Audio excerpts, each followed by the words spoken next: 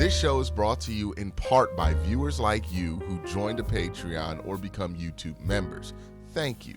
And if you could, hit the like button and subscribe if you want more Browns-focused content. Hey, so I know for a lot of people, the Todd Monken hire got off on a bad start, but the more and more I see of Todd Monken, the more and more I hear about Todd Monken, the more and more we see the staff play itself out with Todd, even though I have some questions, right? I think George Warhop is the one that I would have some extra questions on. I know Joe Thomas thought he was great in 2009, but his recent history is a little concerning. But you look at who's been willing to follow him and the fact that he's had no issue having people follow him from Baltimore. It's been very encouraging to see from Todd Monken. Even like the little clips that they show, they put a video out of him in Berea, and he's in this Tim Duncan suit. And there were a lot of funny posts about it. I think somebody had posted like, my coach out here in the baggy suit looking like a divorced dad. Like he's only here for ball. But, it's nice to see that one, it looks like Andrew Berry is face first in a lot of these like videos. So it seems like this is a choice that he endorsed and it wasn't a decision made that he did not agree with, because, that was a big concern. It was like, hey, was this a Jimmy overruled situation?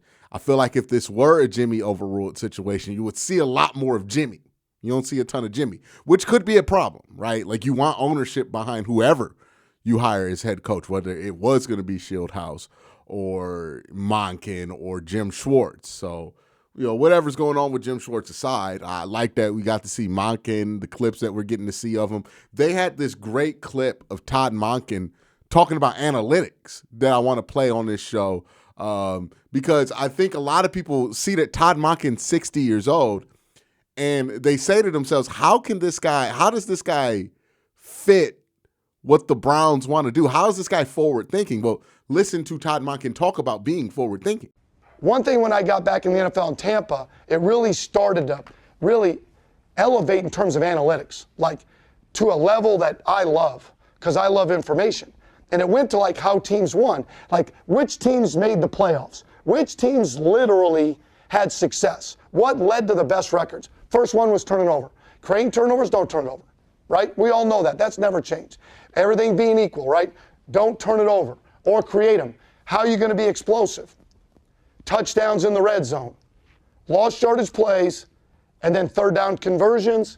And what come up lately is QB off schedule explosives or QB off scheduled plays. That led to, and there were other categories that were down here. One time it was rushing touchdowns in the red zone, which led to what? Touchdowns in the red zone. If you can run it in, you're going to be higher in this category. But it was like, if you stay within the model of what wins, then you ought to practice to this. Like, how are we going to practice? Get turnovers and not turning it over. What does that include in terms of the schemes you're running? In terms of lost yardage plays, turning people loose, getting your quarterback hit. Are you going to be a drop back team, put them more at risk? Right? You're going to be more play action, you're going to protect. TDs in the red zone, you're going to work your ass off in the red zone, it being really good, right? Are you going to be creative in the red zone? You're just going to line up and run duo, hope like hell you're better. No, you better not do that. You better be creative. Lost yardage plays, right? Eliminate lost yardage plays, get you behind the sticks. Third down conversions, because if you're sure as hell not explosive, if you're not good on third downs, you're screwed, you're punting. Okay, or fourth downs, which is converting out. And then QBs off scheduled, explosives, because that's changed. Statues are out, athletes. There was another clip that I appreciated, which is the clip of him and Shador. Shador's still in the building, which is awesome. Nice to see Shador putting in the work.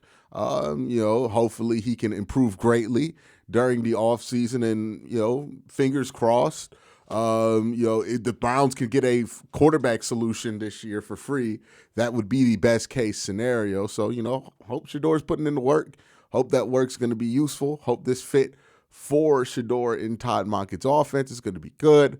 And there was that clip that they put out. I'll try to play it right here of Shador and Todd Monken meeting up. Where I'm going in at? Oh, yeah. Hey, man. What's up, Quincy? How you doing? Welcome back to the States. How we doing, man? Good. Yeah, we tried to draft your ass last year. For God's sake. It's all worked out. Yeah. That's You remember that, right? Yeah, that's what I was about to tell you. Someday we'll get a chance to talk about that. Yeah. Yeah. Awesome. Well, sit down. Now, what does this mean for Todd Monken's relationship with Shedeur behind the scenes, or what is going to happen with the quarterback position?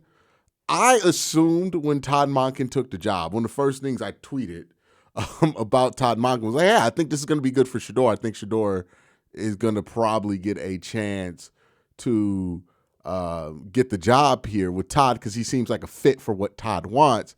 And then I heard back from some people who are more in the know about these things, and they gave me conflicting information on that.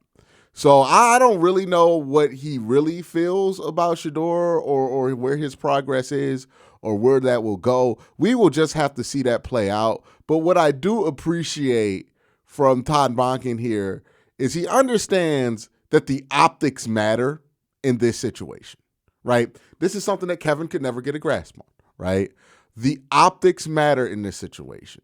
And that right there, that little 2-second video clip, that is going to be enough for people to not flood discourse about Todd Monken, about him being a racist who wants Shedeur to fail intentionally, right? Kevin was never able to get ahead of those things. You never saw Kevin have any kind of positive interaction on camera with Shedeur Sanders, and that fed in to the perception that Kevin was like trying to ruin Shedeur's career, even though that wasn't true.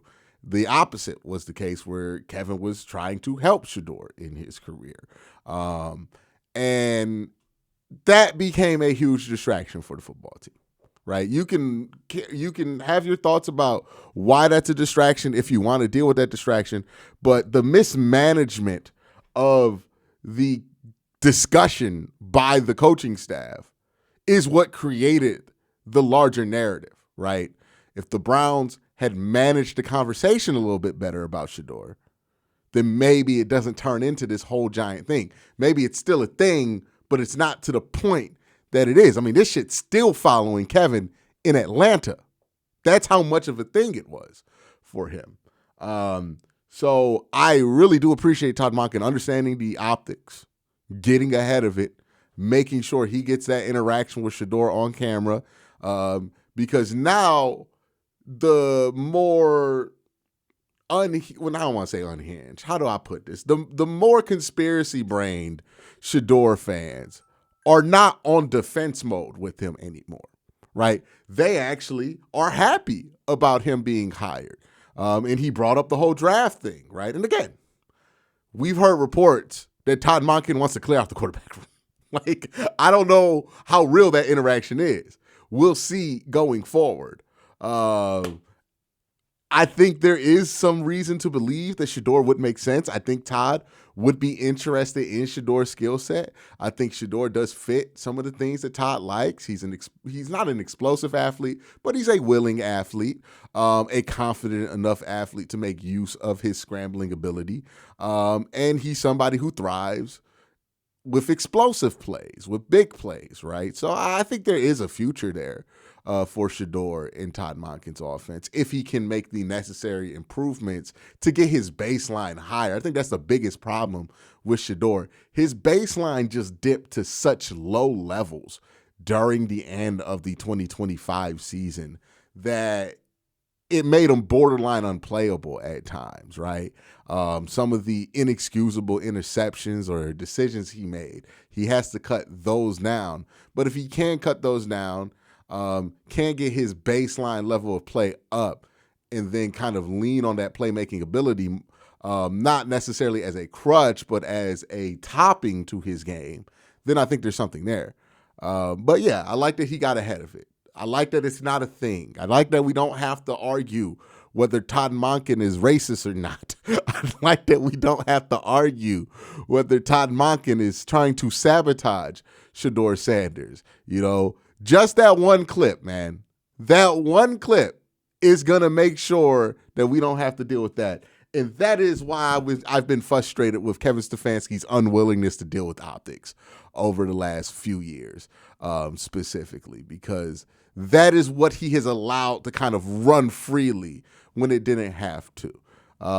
We'll talk more about what I like about Todd Monken and his offensive coordinator hire in just a second. But first, I got to thank my sponsor, Sleeper. Hey, have you heard of the Sleeper app? It is a place where you can go to play fantasy football. It's also a place you can go to do picks. You can put your knowledge on the line, make some picks, and see who knows ball the most, and maybe even, be rewarded for your knowledge. Go on the Sleeper app. Make sure you sign up using the promo code WORSTTAKE, and you'll get a 100% match on up to $100 when you use the promo code WORSTTAKE. Make sure you check out the Sleeper app. Yeah, it's been interesting to note, right, that a lot of the Ravens offensive side, they're going to Todd Monken. And when I say this, I'm not saying just people who joined the Ravens staff a year ago, right, who were maybe Todd Monken's guys.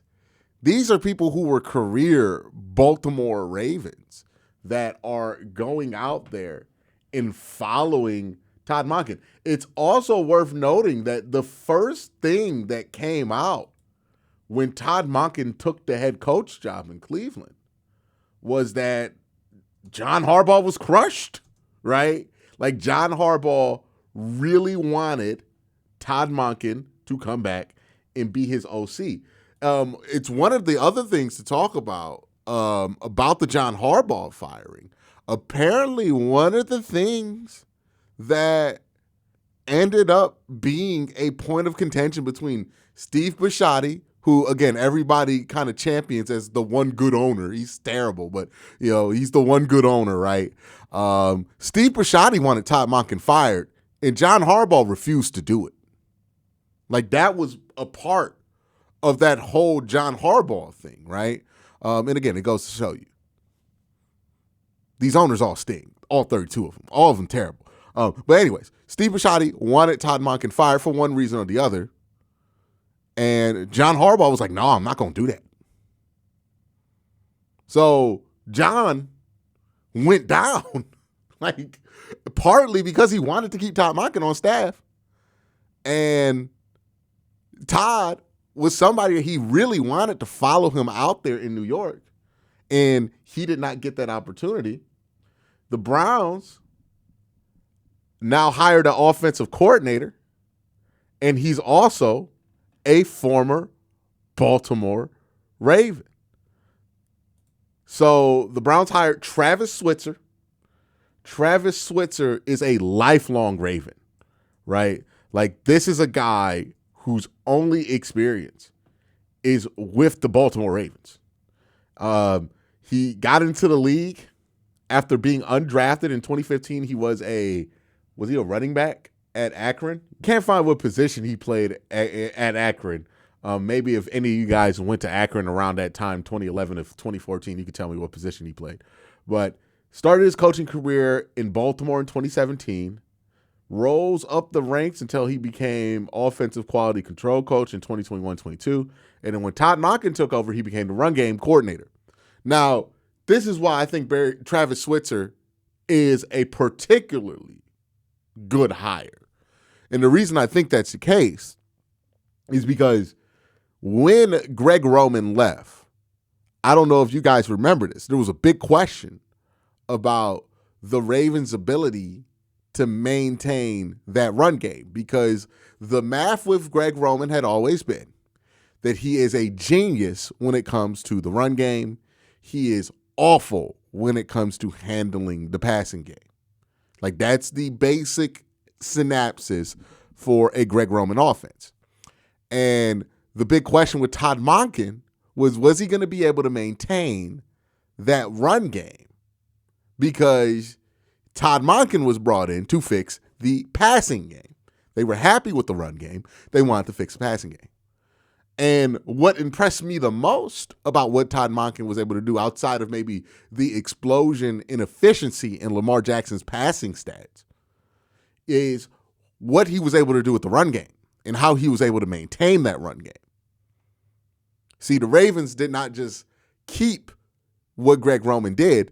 More importantly, they were able to evolve what Greg Roman was doing out there in Baltimore and make it even more efficient.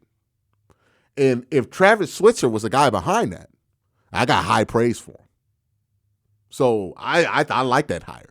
Travis Switzer, he already has experience working under Todd Monken. He gets a promotion to offensive coordinator.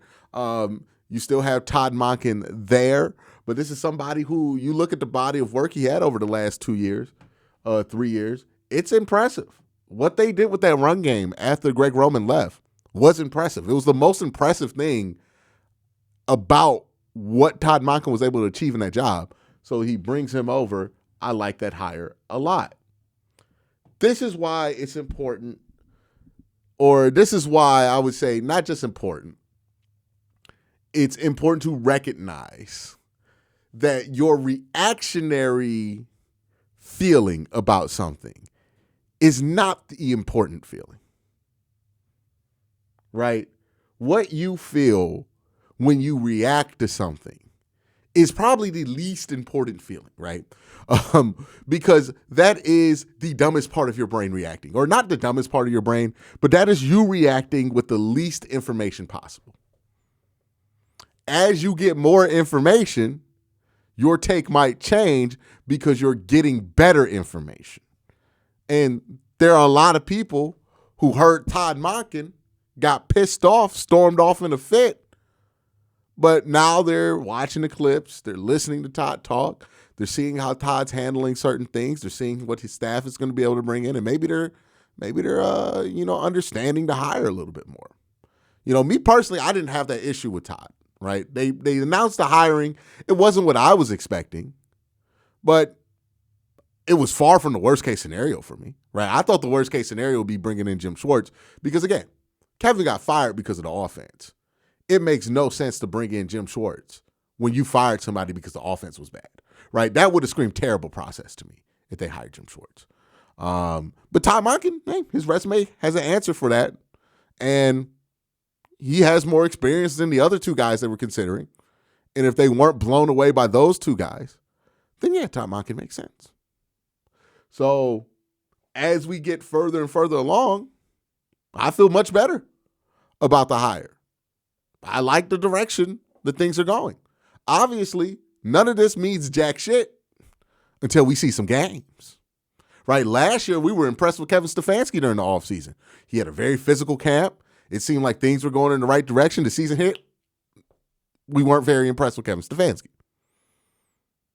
So, all this means something. It's not worthless, but what he's going to be judged by the most part, it's going to happen during them games. That being said, that's my thoughts on the offense coordinator hire. Y'all have a great day. Have an even better night. Peace.